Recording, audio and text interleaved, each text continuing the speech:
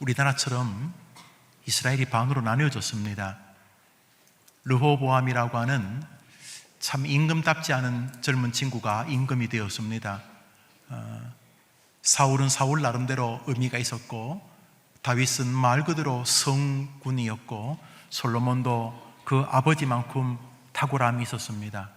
그러나 솔로몬의 아들 르호보암은 이렇게 인생의 지혜가 부족하고 무엇보다 하나님을 향한 경배의 마음이 부족해서 당대의 그만 나라가 남북으로 나뉘어지게 되었습니다. 북이스라엘과 남쪽 유다입니다.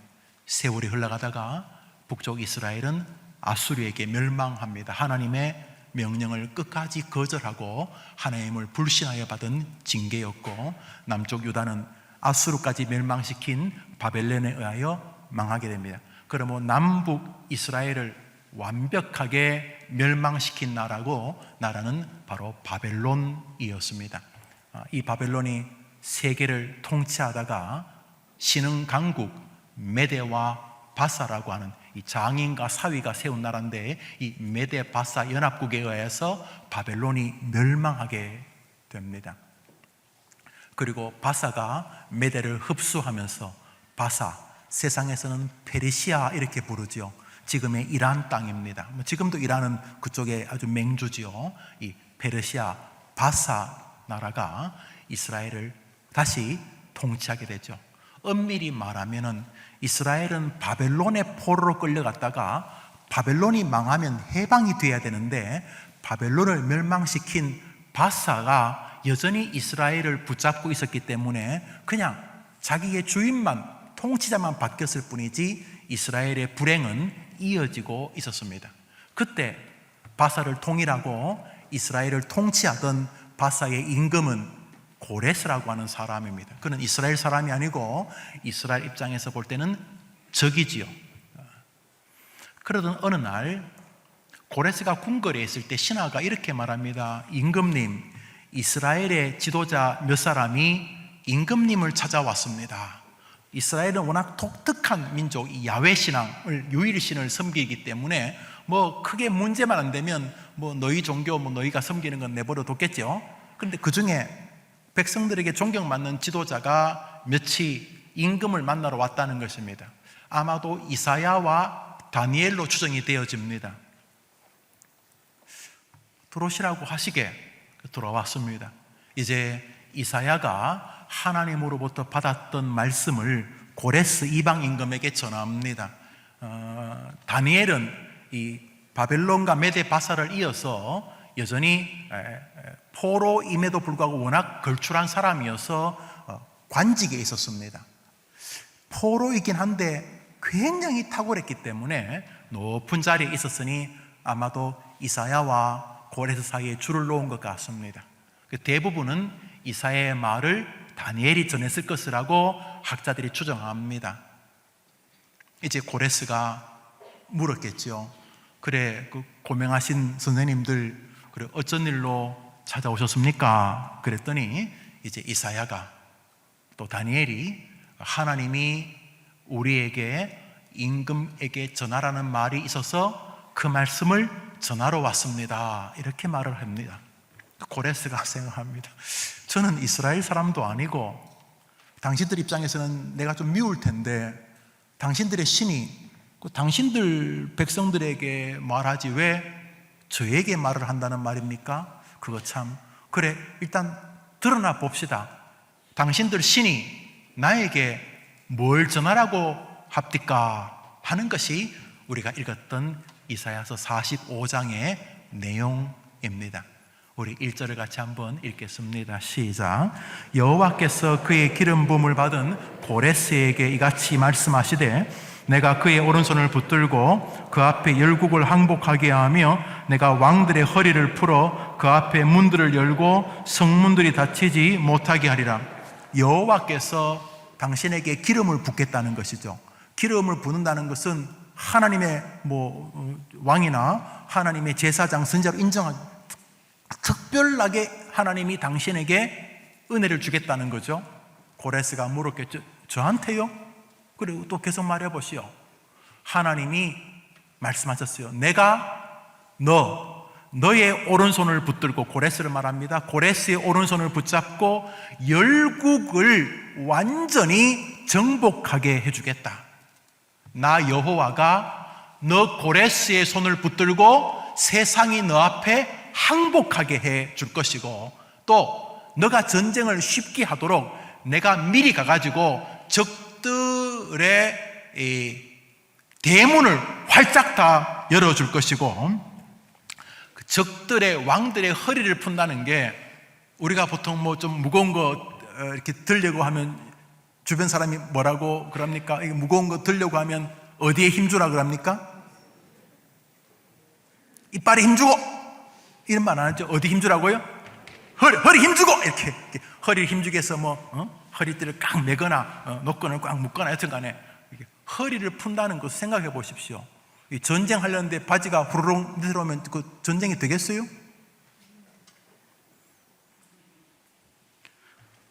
하나님이 고레스가 전쟁하기 전에 앞서서 정리해 주시겠다는 거예요. 고레스가 얼마나 희한했겠습니까? 저를요? 왜요? 나는 이스라엘 사람도 아니잖아요. 당신들의 신이 도와주면 당신들을 도와줘야지 왜 나를 도와준다는 말입니까? 그거 참 답니까? 아니요. 더 있습니다. 그 하나님이, 당신들의 신 하나님이 그래 나한테 또 뭔 말을 하셨어? 우리 2절 3절에 읽겠습니다. 시작. 내가 너보다 앞서가서 험한 곳을 평탄하게 하며 논문을 쳐서 부수며 쇠빗장을 꺾고 내게 흑암 중에 보화와 은밀한 곳에 숨은 재물을 주어 내 이름을 부르는 자가 다 여호와 이스라엘의 하나님인 줄을 내가 알게 하리라.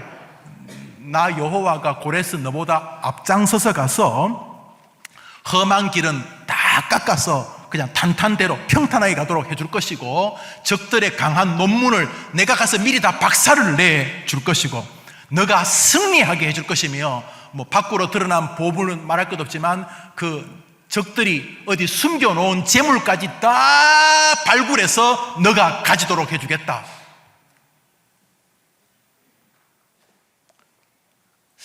고레스가 듣고 있으니 뭐 좋은 이야기긴 한데 의문이 떠나지 않았을 것입니다. 왜요? 여보시오, 내가 웃음이 다 나오려고 그러네. 나는 이방 사람이고 당신들을 포로로 잡고 있는 당신 쪽에서는 적인데 왜 당신의 신이, 당신 나라의 신이 왜 나한테 복을 준다는 것이오? 왜? 무엇 때문에? 이사야가 말합니다. 그것은 당신을 통해서 하나님이 위대한 분이라는 것을 드러내기 위함이십니다. 고레스는 이 말을 다 이해 못했을 거예요.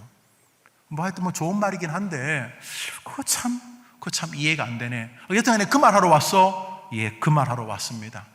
하여튼 좋은 이야기 같으니까 그래 고맙소. 하여튼 당신들의 신은 참 마음도 좋은 신이구려 하고 보냈을 것입니다. 아마 이 말을 전하는 이사야와 다니엘도 마음은 안 편했을 거예요. 전하면서도 왜 우리에게 이렇게 복을 안 주고 왜 고레스에게 복을 주시는 거지? 의아하기는 고레스만큼이나 이사야, 다니엘도 이상했겠지만 정작 더 불편했던 것은 포로 생활이 이어지고 있는 이스라엘 백성들이었을 것입니다. 그 소식을 전해 들은 이스라엘 백성들은 아니, 하나님이 이상한 신 아닌가? 경박스러운 표현이지만 하나님 정신 나간 거 아닌가?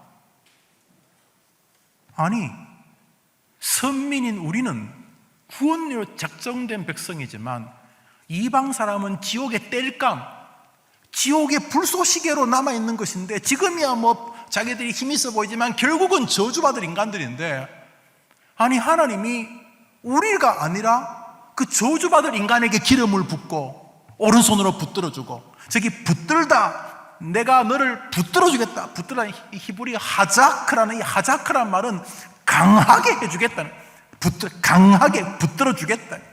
아니 하나님이 강하게 붙들어주겠기 우리지 왜 저놈을 강하게 붙들어줍니까? 야, 하나님 이럴 수가 있나? 그들은 자기 앞에 펼쳐지고 있는 현실에 대해서 불만이 막 밀려오고 있었을 것입니다. 이건 말이 안 된다. 아무리 하나님이 전능해도 이거는 틀린 거지. 이건 경우가 아니지. 아니 어떻게 그 인간들을 도와줍니까? 그 인간을. 아무리 내가 개차반 집사 장로 개차반 목사라도 하나님이 나를 도와줘야지. 저런 이상한 저런 인간들을 하나님, 이건 말이 안 되는 거 아닙니까? 이스라엘 안에 불만들이 가득했습니다. 그것을 읽으시고 하나님은 오늘 본문을 연이어서 말씀하셨습니다. 우리 오늘 본문을 같이 읽겠습니다. 9절과 10절입니다. 시작. 질그릇 조각 중 한 조각 같은 자가 자기를 지으시니와 더불어 다툴진대 화 있을진저 진흙이 토기장이에게 너는 무엇을 만드느냐? 또는 내가 만든 것이 그는 손이 없다 말할 수 있겠느냐?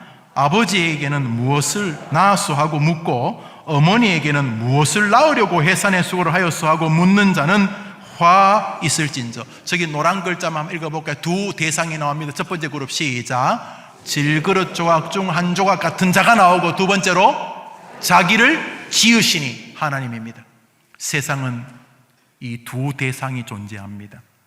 여러분과 하나님이십니다. 여러분이 행했던 모든 여정, 여러분의 오늘, 여러분이 천국 가기 전에 여러분에게 다가올 수많은 만남, 사건, 사고 배후에도 두 대상이 존재합니다. 그 일을 직면하고 있는 질그릇 조각 중에 한 조각 같은 우리와, 그리고 우리를 창조하신 하나님이 여러분의 모든 현장에 있었고 지금도 계시고 앞으로도 계실 것입니다. 이것이 주님이 하신 말씀입니다. 저기에서 주님이 하시고자 하는 것은 그것입니다. 너희들이 누구인지를 모르기 때문에 지금 원망과 불평으로 하루하루를 살고 있는 것이다. 아니, 하나님이 고레스를 도와준다는 게 말이 됩니까? 아니, 내가 지금 병이라는 게, 암이라는 게 말이 됩니까? 지금 내 상황과 내 사업이 이렇게 어렵다는 게 말이 됩니까?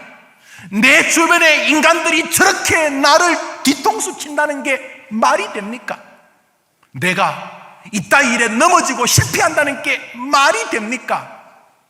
라고 지금 이스라엘 백성들이 말하고 있을 때에 하나님은 첫째로 너희가 누구인지를 몰라서 그렇게 말하고 판단하고 행하는 것이다 라고 말씀을 하고 계시는 것입니다. 한번 따라합시다. 질그릇 조각 중 한 조각 같은 자, 그 질그릇을 창조하신 자. 사랑하는 여러분, 우리는 우리 인생의 결정권자가 아닙니다. 우리는 우리 운명의 주관자가 아닙니다. 세상은 계속 부추깁니다. 네 인생은 너가 주인이다. 행복도 너에게 달렸고 불행도 너에게 달렸다. 따라해라. 내 인생은 나의 것. 여러분 보고 따라하라는 게 아니고 세상이 하는 소리예요. 그들은 이 노래를 부릅니다. 내 인생은 나의 것.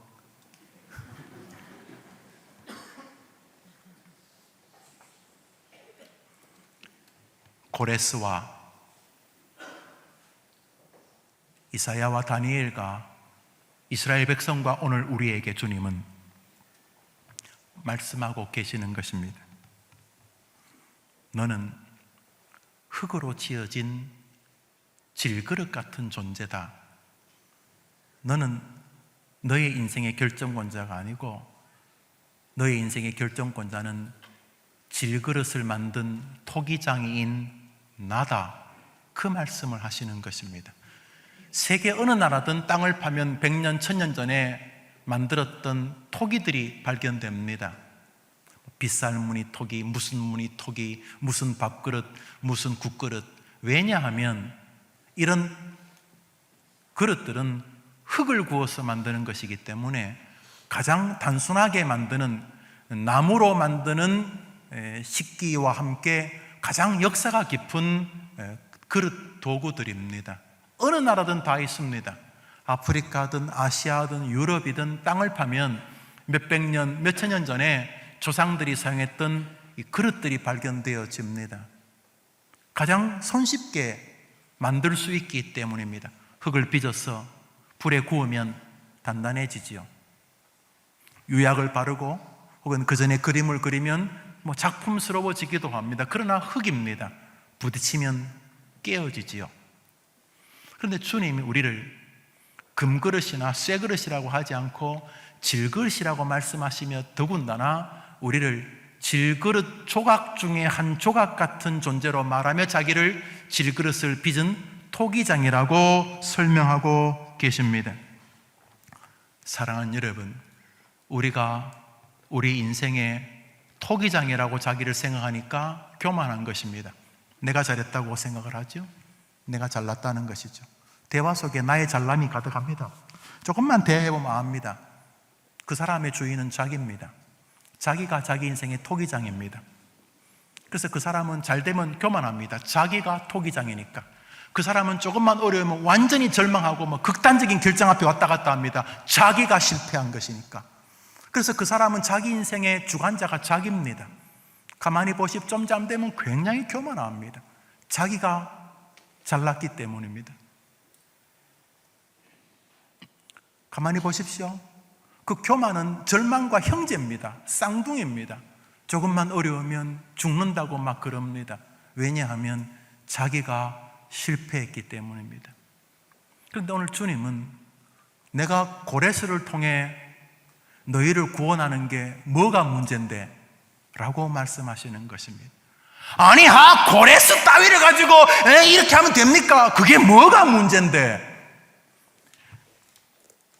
너의 인생의 주인이 니라고 생각하니까 되니 안 되니 그러고 있는 건데, 너 인생의 주인은 너가 아니고 나다, 이 말씀을 하시고 계신 것입니다.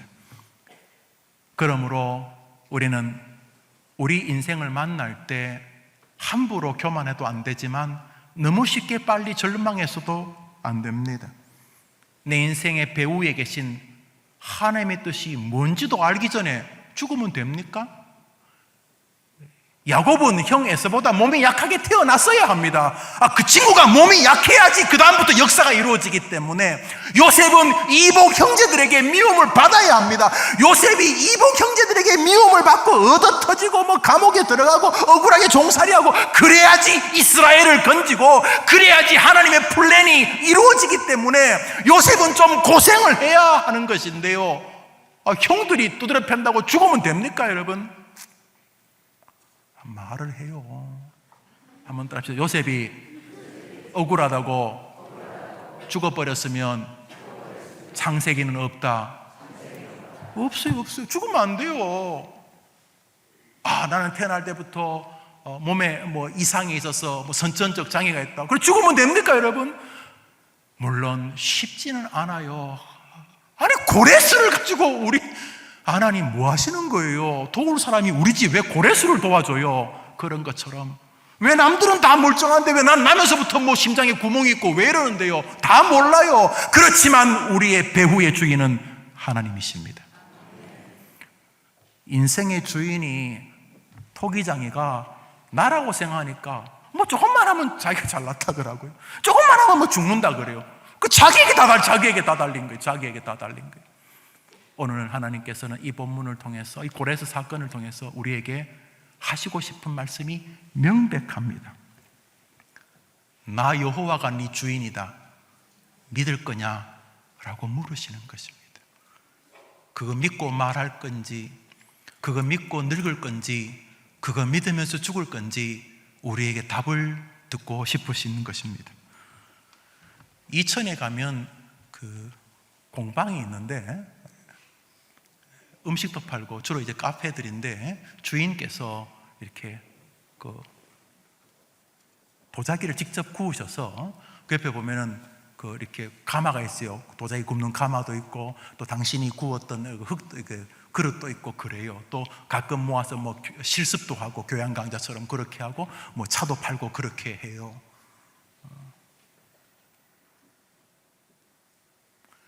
저도 봤는데요. 이렇게 뜨거운 불을 이렇게 넣어서 꺼내기도 하고 또 옆에는 이렇게 마음에 안 들었는지 부셔져 있는 그런 그릇들도 있고요. 예. 자, 이제 흙이 있다 칩시다. 채로 걸러서 이제 도자기 흙이 있다 칩시다. 이제 도자기를 만듭니다. 응? 그 도자기 만드는 것은 대표적인 영화가 좀 이상한 영화지만 사랑과 영혼 있죠? 보셨죠? 자, 이렇게 빚고 뒤에서 허리를 이렇게 딱 안고 있고 자, 이렇게 빚고 빨리 안다 그러세요. 그래요. 도자기 이렇게 빚다가 이 도공이 토기장이가 이렇게 흙으로 이렇게 빚다가 마음에 안 들면 어떡합니까? 마음에 안 들면 빚다가 마음에 안 들면 이렇게 빚다가 이렇게 막 빚다가 어떻게 마음에 안 들면 어떡합니까? 확 찌그러뜨려 버리죠. 누구 마음대로요? 누구 마음대로요? 토기장이도 진흙 지 마음대로 하는데 나 여호와가 네 인생을 내 마음대로 하면 안 되냐? 너 그거 못 받아들이니까 원망하고 사는 거잖아. 너 나를 하나님이라고 뭐 헌금하고 교회 나올 때는 뭐 찬송할 때 하나님이지만 진짜 너 나를 하나님 인정 안 하잖아. 내가 계획이 있어서 이렇게 빚다가 찌그러뜨리면 안 되냐? 하나님께서 우리에게 말씀하시는 어떤 거는 뭐 초기에 찌그러뜨리기도 하고 이거 괜찮나 하고 불에 좀 집어넣었다가 다시 꺼냈다가 깨뜨리기도 하고 어떤 것은 불에 집어넣었다가 괜찮은데 초벌구이 또 유약을 발라서 또 넣었다가 다시 꺼내보니까 이게 안 해도 부술 수도 있고 내가 마음대로 할 수 없느냐? 하나님 우리에게 답을 듣고 싶습니다. 오늘 성경에서 한번 따라합시다. 예, 내 인생을 하나님 마음대로 하실 수 있습니다. 그렇게 고백하면 아멘 해보세요. 그 말을 듣고 싶으신 3,000년 전에 고레스에게 이사야와 다니엘과 이스라엘 백성들과 그리고 우리에게 듣고 싶으신 것입니다. 뭘요? 예, 하나님이 나의 주인이십니다.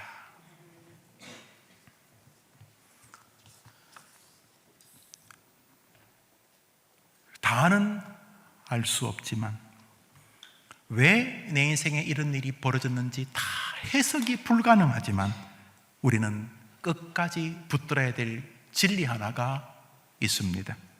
그것은 나의 주인이신 하나님을 신뢰한다는 것입니다.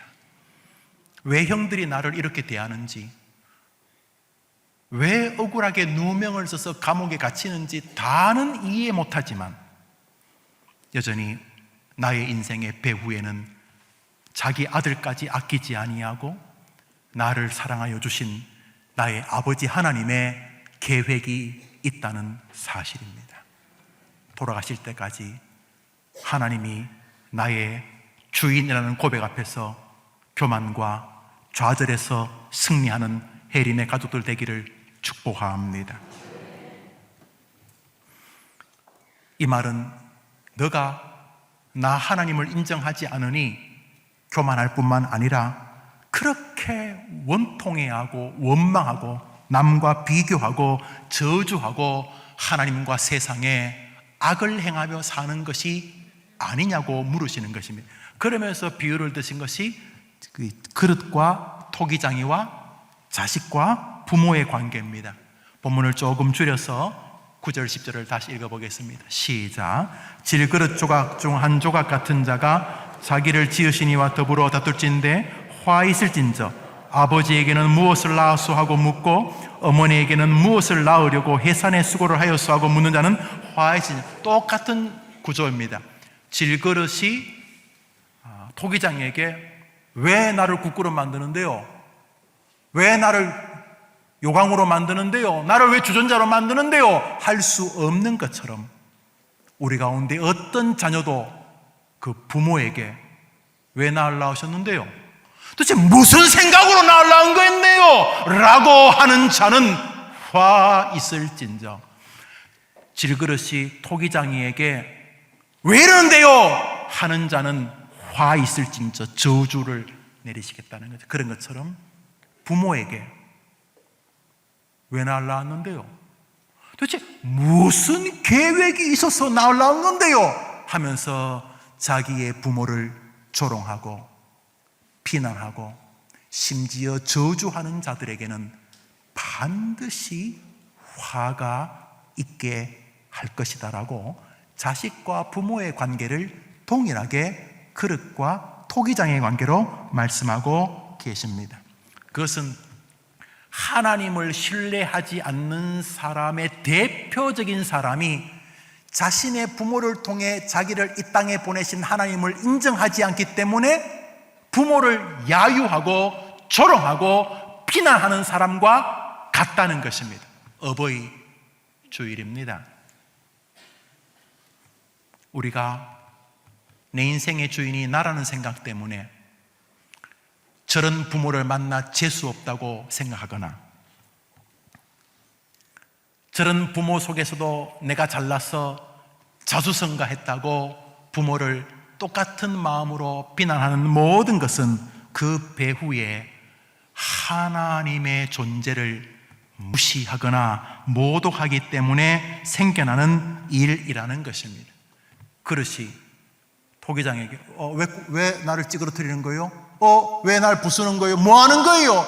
질그릇이 토기장에게 그렇게 말할 수 있는 권리가 없지 않습니까? 그런 것처럼 우리 가운데 누가 우리 부모에게 왜 당신이 날 낳았냐고 말할 수 없다는 것이 왜냐하면 여러분 가운데 부모님을 선택하고 태어난 사람이 있습니까?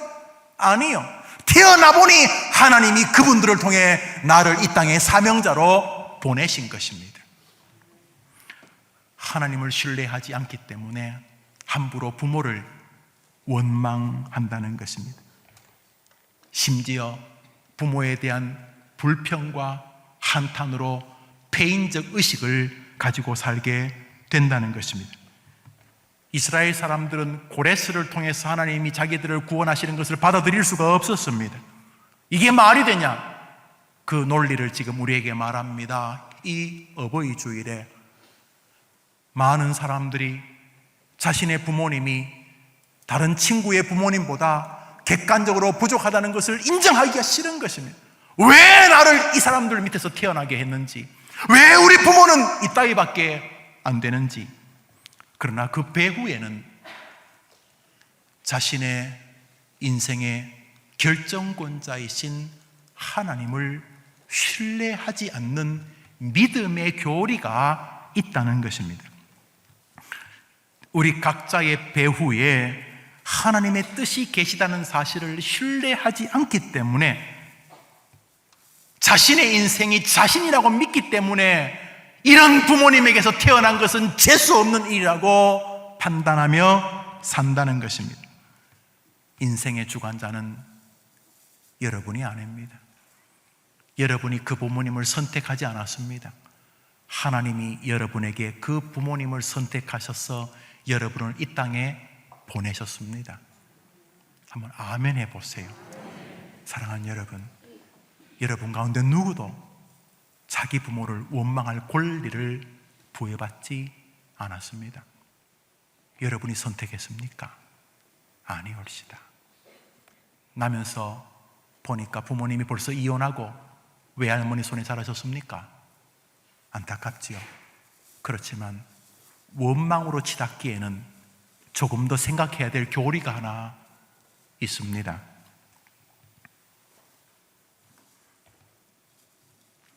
이스라엘을 구원한 것은 요셉의 어깨였습니다. 요셉이 미리 애굽에 팔려서 총리가 되었기 때문에 이스라엘 백성은 70명이 200만 명으로 나라를 이룰 수가 있었습니다. 요셉의 어깨 위에 이스라엘이 섰습니다. 요셉은 애굽에 먼저 파송되어야 했습니다. 파송 방식이 조금 어색하긴 합니다. 종으로 팔리는 것입니다. 요셉은 애굽의 지도자를 만나야 했습니다. 만나는 장소가 좀 어색합니다. 요셉의 지도자들이 애굽의 지도자들이 갚혔던 감옥이었습니다. 그러나 그 모든 섭리와 배후에 하나님이 계셨습니다. 훗날 요셉이 자기 인생 어떻게 해석합니까? 형님들, 나를 팔았다고 너무 염려하지 마십시오. 나를 파신 분은 형님들이 아니라 우리 민족을 구원하기 위한 하나님이셨습니다.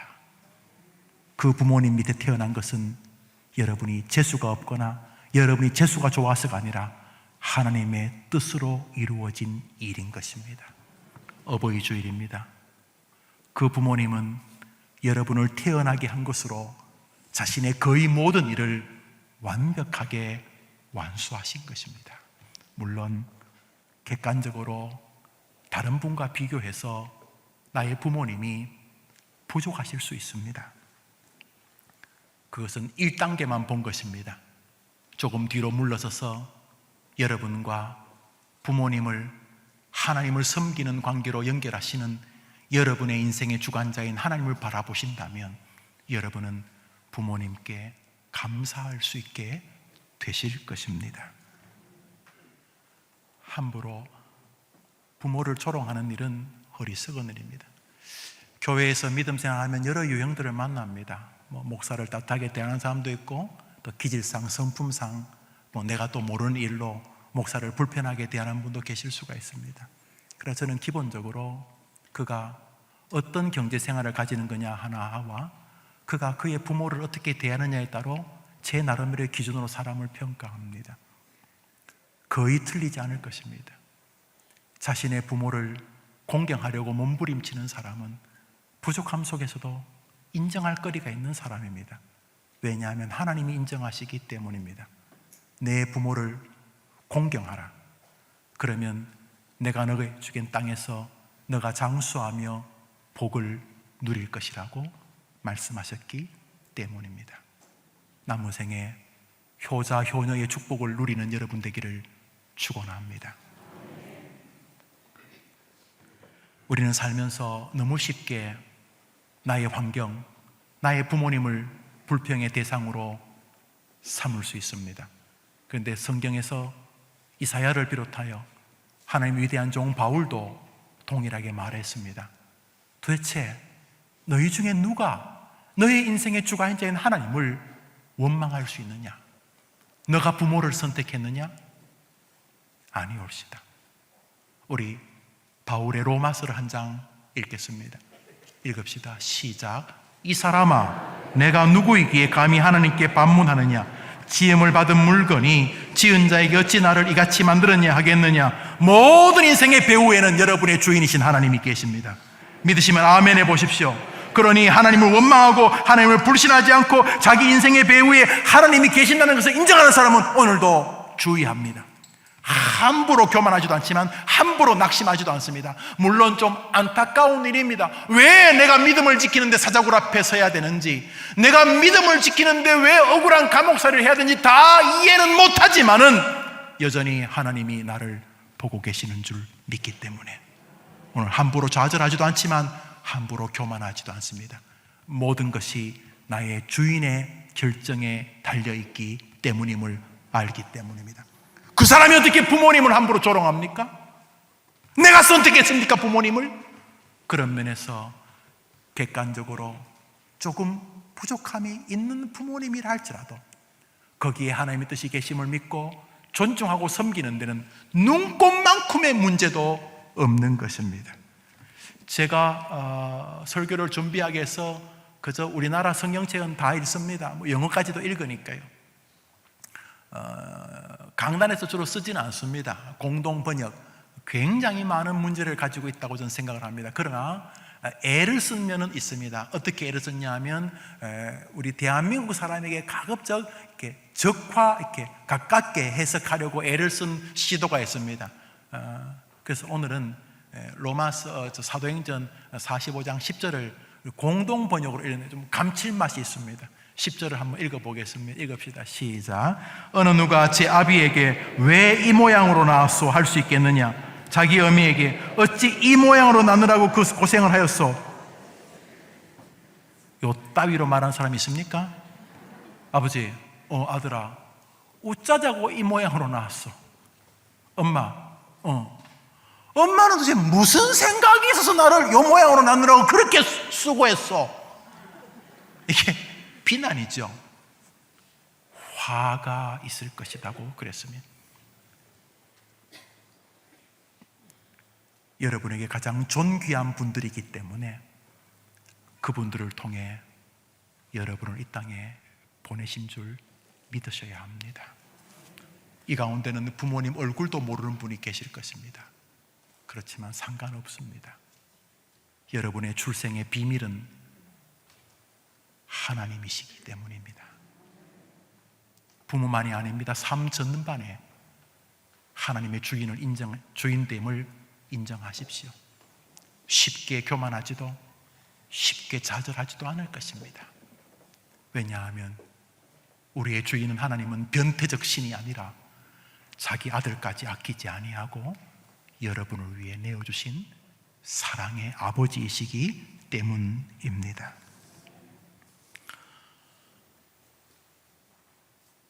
대홍수가 있은 뒤 노아는 포도농사를 짓습니다. 이스라엘은 물이 나빠서 그냥 먹기가 어렵습니다. 참 우리나라는 그런 면에서 참 복받은 나라죠. 유럽의 대부분의 나라가 스위스나 프랑스 일부분을 제외하고는 석회석이 강합니다. 중국도 마찬가지고 이스라엘은 뭐 말할 것도 없고요. 그래서 물에다가 우리 보리차 끓여 먹듯이 이 포도를 좀 담궈서 먹습니다. 포도즙을 섞어서. 근데 그게 포도랑이 좀 놔두면 발효도 되고 술이 되죠. 무슨 연유였는지, 뭐 풍년의 즐거움 때문이었는지, 아니면 마음의 근심이 있어서였는지 노아가 어느 날 포도주를 많이 드셨습니다. 술을 많이 드시고 자리에 이렇게 쓰러졌습니다. 누가 좀 도와주세요. 중요한 전화가 왔는 것 같은데 도와주세요. 급한 전화는 밖에 나가서 받으셔야 됩니다. 뭘 말을 했는지. 자, 포도주를 드시는데 술을 많이 드셨어요. 술을 드시면 그 술버릇이 좀 있죠. 손을 들까요? 장모님들 손 들까봐, 집사님 손 들까봐, 내가 또 우리 부목사님 손 들까봐 내가 손은 못 들겠는데 그렇진 않죠. 근데 술을 좀 많이 드시면은 또 술버릇이 있는데, 첫 번째로 제가 보니까 대표적인 술버릇이 이렇게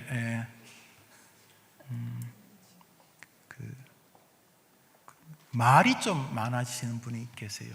우리 집안에도 그런 분이 한 분 계셨는데, 술을 드시면 주무시면 되는데 이렇게 영호야. 그래서 제가 목사고 만만하니까 앉아 있어 드리면 뭐 했는데 뭐 횡설수설이 있죠. 술 많이 드셨으니까. 뭐 소주가 주량이 한 병 반이면 이분이 한 10병 드신 거죠, 벌써. 눈을 지그시 감고 있다가 영우야라고 부르. 여러분 진짜 그런 분 있어요. 영우야. 그래서 예, 말씀하시죠, 삼촌. 그러면 있잖아. 그래서 이제 주무시냐고 싹 일어나려고 그러면 영우야. 그래가지고 했던 말은 막 끝없는 이야기를 하시는 그런 스타일이 계시고요. 또 술을 드시면 우시는 분도 좀 계시더라고요. 뭐가 그래 원통하신지. 근데 그 중에 하나 이제 술을 드시면 옷을 다 벗는 분들이 계시죠. 그런 분 계시죠. 윗도리 아랫도리 다 옷을. 노아가 아마 그러셨나 봐요. 술을 드시다가 더웠는지 윗도리 앞도리 빨가벗고 침대에 누워 계셨습니다. 그런데 아들이 셋인데 셈, 함, 야벳인데 이 둘째 함이 가나안의 조상이 됩니다. 결국 이스라엘은 가나안 종족을 멸족시키고 들어가죠. 까지 이스라엘을 방해했던 가나안 종족의 조상이 되는데 함입니다. 이 함이 뭐 아버지 방에 뭘 가지러 갔나 봐요. 방해되었더니 평소에 근엄하기 짝이 없는 아버지 노아가 완전히 빨가벗고 큰 대자로 쫙 뻗어 있는 거예요. 너무너무 희한하고 신기했어요. 평소에 아버지 모습이 아니거든요. 그래서 급히 아버지 방에서 나와가지고 자기 형 셈과 동생 야벳에게 말을 했습니다. 형, 동생아, 야, 아버지 방에 가봐라. 볼만하다. 거짓말을 한 건 아니에요. 있는 이야기 한 거, 있는 이야기. 뭐 지어낸 말도 아니고 아버지 빨가벗고 가서 봐라, 볼만하다. 그 말을 듣고 셈과 야벳은 기겁을 합니다. 이 사건이 함을 영원한 저주로 떨어뜨리고 셈과 야벳이 복을 받는 단초를 제공합니다. 수레께서 노아가 상황을 다 이해하고 하나님의 대리자로서, 그래서 성경에 기록된 거죠. 이렇게 말씀합니다. 창세기 9장입니다. 읽읍시다. 시작. 가나안은 저주를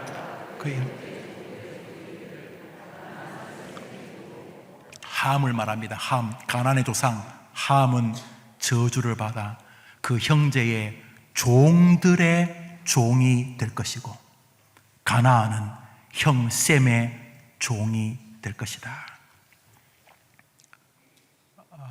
아버지를 대하는 작은 태도 하나였는데 함의 인생에 흉과 영원한 저주의 뿌리가 되고 말았습니다. 이 사건 속에서 우리 먼저 아쉬운 것은 노아입니다. 함도 잘했다고 말할 수는 없지만은 단초를 제공한 건 아버지잖아요.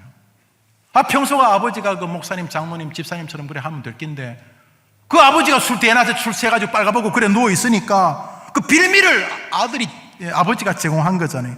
대낮에 그게 술 취해가지고 그래 있으면 됩니까 그거 함도 잘했다고 말할 수 없지만 아버지 그 책임 아닙니까? 아버지가. 그런데 성경은 노아를 이렇게 평가합니다. 창세기 6장입니다. 시작. 노아의 사적은 이러하니라. 노아는 의인이요, 하나님이 노아를 의인이라고, 당대의 가장 괜찮은 의인이라고 말합니다. 에스겔서를 한 절 읽겠습니다. 읽읍시다. 시작. 비록 노아, 다니엘, 욥 이 세 사람이 거기 있을지라도 그들은 자기 의로 자기의 생명만 건지리라. 나 주의 말이나. 에스겔서 이 부패한 시절에 하나님께서 노아를 다니엘과 욥과 함께 이스라엘의 대표적인 거룩한 사람, 의로운 사람으로 소개합니다. 하나님이 의롭다고 말하는 노아도 저런 수준이면 여러분의 평범한 부모님은 부족한 게 당연한 거 아닙니까? 아니, 완전한 자라고 하는 노아가 이런 정도 수준이면 우리 부모님이 부실한 것은 정상 중에 정상 아닙니까? 하나님은 우리에게 완벽한 부모님을 주고 섬기라고 하신 것이 아니라 내 부모를 공경하라. 그리하면 나 여호와가 너에게 준 땅에서 너에게 땅을 주고 생명을 주고 복을 주겠다는 말은 완벽한 부모님이어서라는 것이 아니라는 사실입니다. 부족하실 수 있죠. 객관적으로, 아니 평균적으로 볼 때도 우리 부모님이 조금 모자라실 수 있죠. 약하실 수 있죠. 그렇죠. 그렇지만 우리는 부모님이 나를 낳았다는 생각에서 벗어나야 합니다. 하나님의 뜻으로 말미암아 귀한 분들을 통해 나를 이 땅에 보내셨다고 믿어야 하는 것입니다. 그것이 효도의 시작입니다. 부모님이 하나님과 나를 연결한 하나님의 통로이셨기 때문에 기꺼이 존중해 드리는 것이고, 나와 부모님 배후에 하나님이 계시기 때문에, 하나님을 인정하기 때문에 그 부모님을 변함없이 존중하는 것입니다. 우리 신명기를 읽겠습니다. 읽읍시다. 시작. 너는 너의 하나님 여호와 내 부모를 공경하라.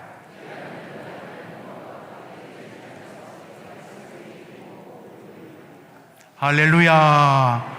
어버이 주일입니다. 효는 하나님이 우리에게 주신 축복의 계약서입니다. 인생에는 때로 이해 안 되는 일들이 있습니다. 부모님도 그 중에 한 분일 수 있습니다. 그러나 분명한 것은 모든 내 일의 배후에 하나님이 계시듯 부모님과의 나의 만남에도 하나님의 뜻이 계시다는 사실을 우리는 인정해야 하는 것입니다. 그런 면에서 우리는 그것을 인정하면서 하나님을 존중하면서 그 부모님을 통해 나를 이 땅에 보내신 하나님의 계획을 받아들이면서 기꺼이 부모님을 대할 때 하나님의 뜻을 생각하며 인정하며 섬겨야 하는 것입니다. 부모님만 그렇지 않습니다. 여러분 앞에 있는 다른 사람을 볼 때도 지금 그 사람이 여러분 생각에 참 별 볼 일 없는 사람처럼 보여도 하나님이 그 사람을 통해 여러분을 구원하는 고레스가 되게 할 수 있다는 생각을 가지시고 다른 사람을 대할 때도 하나님을 바라보며 존중을 놓지 않으셔야 그리스도인다운 것입니다. 여러분 자신을 대할 때도 마찬가지입니다. 저 짐승 같은 이방인 고레스도 하나님이 사용하신다면 나도 하나님께 쓰임받을 수 있겠구나. 이 마음을 가지고 오늘도 함부로 절망하지 않고 하나님을 기약하며 살아야 하는 것입니다. 때로 정말 사람이 이해 안 되는 일을 만나면 마음 아프잖아요. 이해 안 된다. 그런데 뭐 질그릇이 다 이해할 필요가 뭐 있습니까? 탁월하신 토기장이가 예수 그리스도 자기 아들까지 나를 위해 십자가에 죽이면서까지 나를 사랑하고 구원하신 분이라면 결국 그분이 가장 좋은 길로 인도하실 것이지 않겠습니까? 믿으십니까? 그래서 이해 안 되는 일을 만날 때마다 이해가 안 돼요! 그러지 마시고 이 성경 구절을 떠올리시기를 바랍니다. 마지막 성경 구절 이사야서 55장입니다. 시작.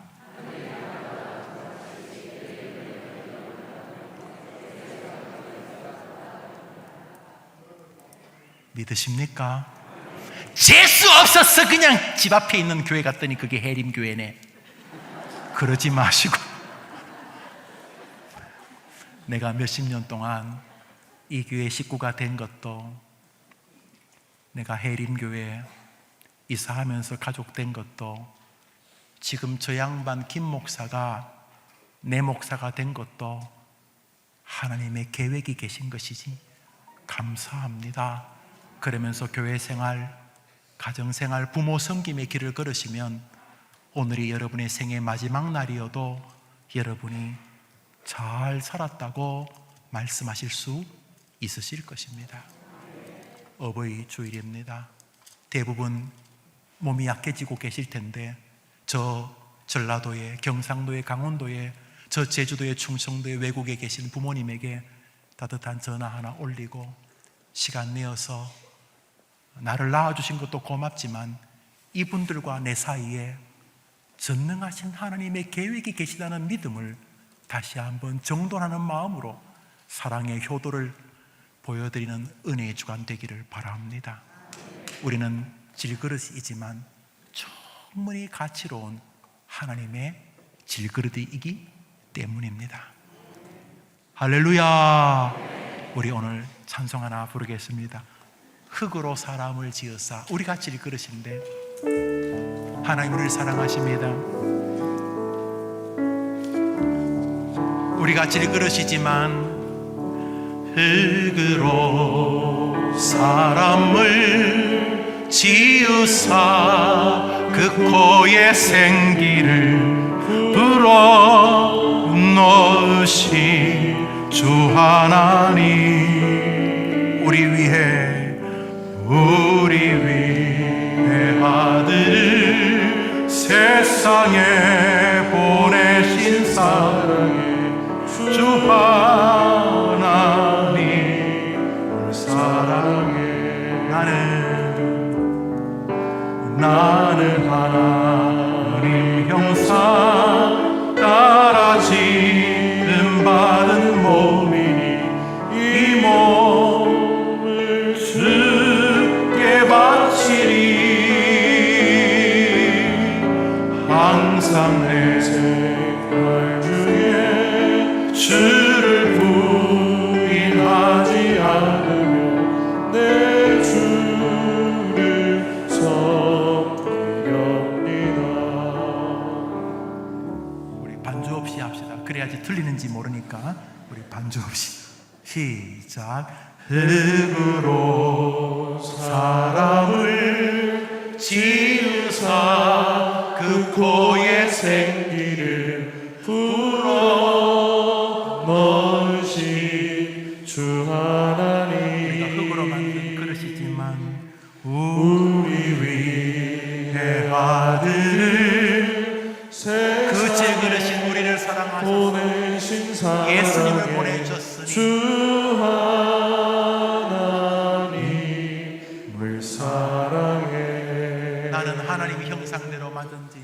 나는 하나님 형상 따라 지음받은 몸이니 이 몸을 주께 바치니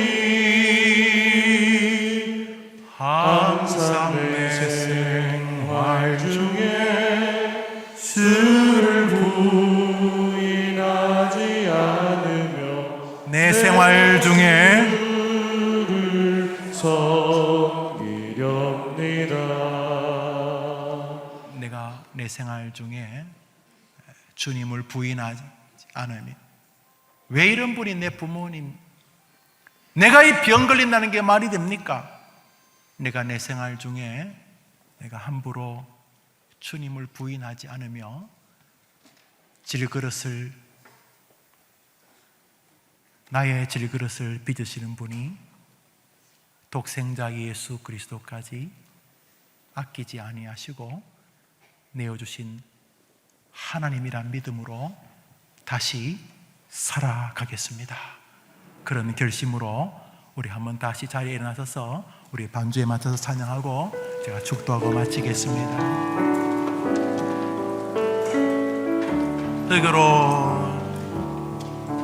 흙으로 사람을 지으사 그 코에 생기를 불어 넣으신 주 하나님,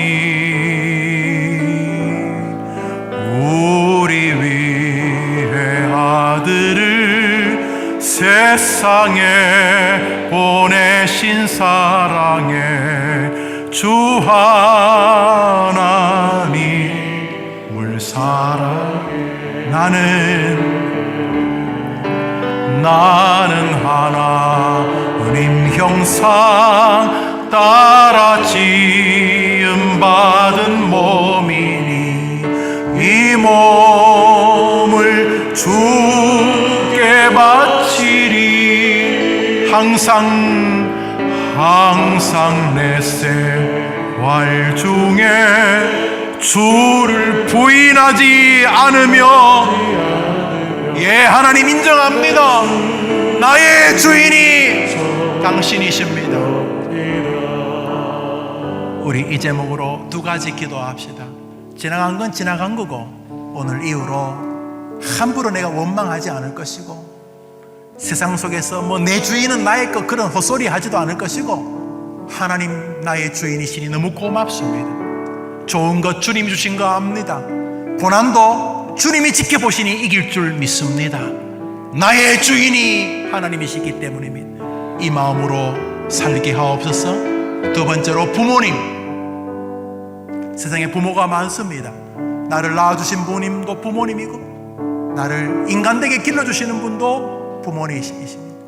내가 부모님에게 원망했다면 용서하시고, 생각해보니까 이렇게 예수 믿는 이유가 그 부모님이 나를 이 땅에 태어나게 하셨기 때문이고, 그 부모님을 통해 인간을 배우고, 부모님을 통해 세상을 배우고, 부모님을 통해 사랑을 배우고, 또 부모님을 통해 인간의 연약함과 모순도 배웠습니다.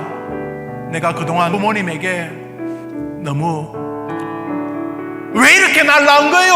혹이 이렇게 말을 안 했어도 그런 마음이 있었다면 이 시간 어버이 주일이니까 부모님을 위해 한번 기도하고 회개도 하고 또 선한 다짐도 하는 시간 갖겠습니다.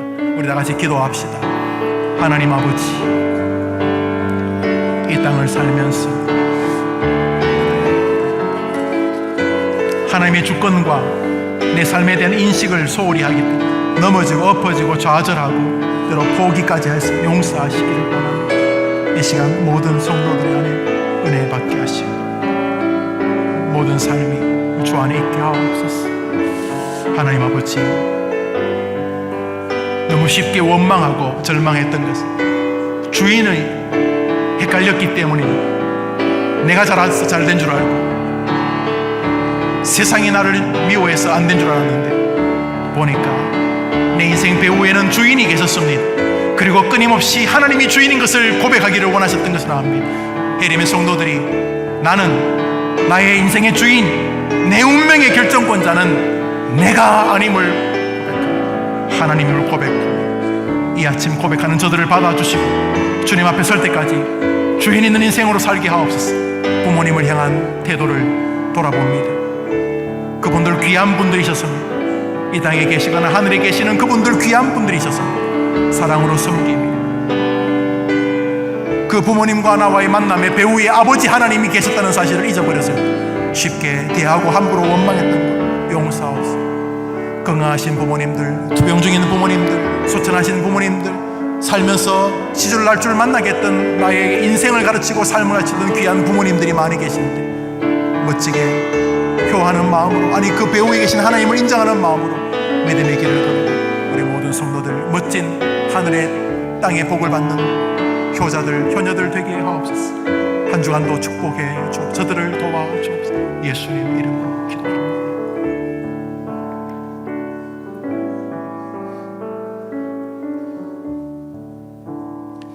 하나님 아버지, 한 주간이 시작되었습니다. 몹쓸 역병으로 어떤 이들은 공식 예배가 오늘이 이번 주간 처음이자 마지막이 될 수도 있는데 모쪼록 이 시간 그리고 한 주 동안 우리의 마음을 붙잡아 주셔서 우리의 주인이 하나님이란 아주 명백하고 단순한 신앙을 고백하는 자들이 누리는 영육의 기쁨을 우리 성도들이 누리게 해 주시옵소서.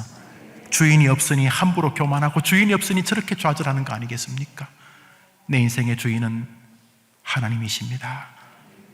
때로 이해 안 되는 일이 벌어져도 그것은 하나님의 뜻은 내 뜻보다 너무 높고 크시기 때문이라고 믿고, 특별히 어버이 주를 맞아서 왜 나를 낳으셨어요? 왜 이런 분이 내 부모인가? 말하지도 않았거나 혹은 말하면서 불효적, 아니 하나님을 인정하지 않는 삶을 살았기 때문에 가정에 늘 근심과 고난이 떠나지 않았던 성도들이 있다면 오늘 어버이 주일을 맞아서 효와 하나님의 주권 그리고 나의 삶의 현실을 묵상해 가는 동안 부모님께 죄송해요, 그렇지만 너무 감사해요, 하나님께서 부모님들을 통해서 결국 내가 예수 안에 있게 해 주셨어요. 부모님은 정말 하나님의 귀한 통로이셨어요. 부모님 배후에 하나님이 계셨고 내 인생 배후에 하나님이 계셨어요. 이러면서 아름다운 효심이 성취되어지고 실천되어지는 은혜의 한 주간이 되게 해 주시옵소서. 영적 부모이신 주님과 주의 몸된 교회를 만난 것을 기뻐하며 충성된 믿음을 살다가 주님이 부르시는 그날 할렐루야 하며 우리 아버지에게 돌아가는 멋진 건강한 해림의 성도들, 권속들이 다 되게 해 주시옵소서. 예수님의 이름으로 기도합니다. 아멘. 구주 예수님의 은혜와 하나님의 사랑과 성령님의 교통하심이 예배하는 모든 주의 백성들 위해 영원토록 함께 있을지어다. 아멘.